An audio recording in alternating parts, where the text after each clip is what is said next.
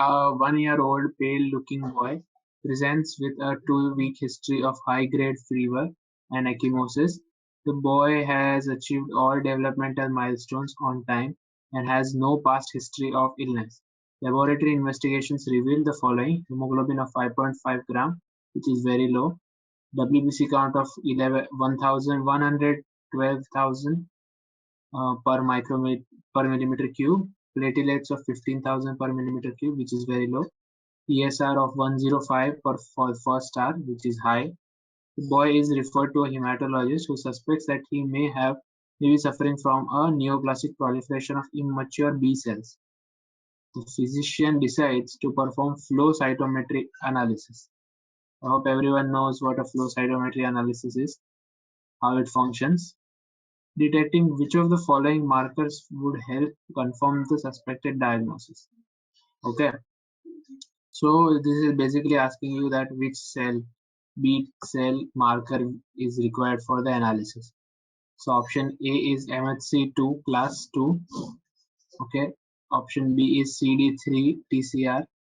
Option C is CD19 terminal deoxynucleotide transferase, TDT. Option D is CD56. Option E is CD16. This question, okay, so this question was an important one. This question wanted you to know that the patient has a B cell tumor. A B cell tumor, usually all the young children, young infants, usually they have a B cell tumor. They have tumors related to the WBC cells. Alright, so we screen them using a flow cytometry. The flow cytometry analysis usually requires taking cells, the markers of the cells, that is the cell markers, which are different types. So for B cell, we have CD19, CD20, and CD21. For T cells, we have CD3, CD4. So always remember that whenever we are talking about a B cell, it is in 2 digits, and when we are talking about T cell, it is in single digit. That is CD3, CD4, things like that. Okay, so CD19, here it is given. This is the answer. Let's see what else. Acute leukoblastoma. Okay. And TDT is responsible for the rearrangement. It is responsible for random rearrangement of the genes to produce new types of receptors. Okay, so it is active. So this is something that you need to know.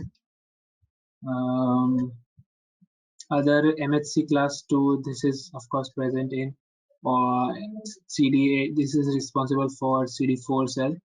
Okay, CD3 is in a T cell receptor. CD56 and CD16, these you find on NK cells. Okay, so it will be given over here. CD16 and CD56 are present on NK cells, natural killer cells. So this is very specific of natural killer cells. You need to know. Thanks for watching. Please give a thumbs up and subscribe for more.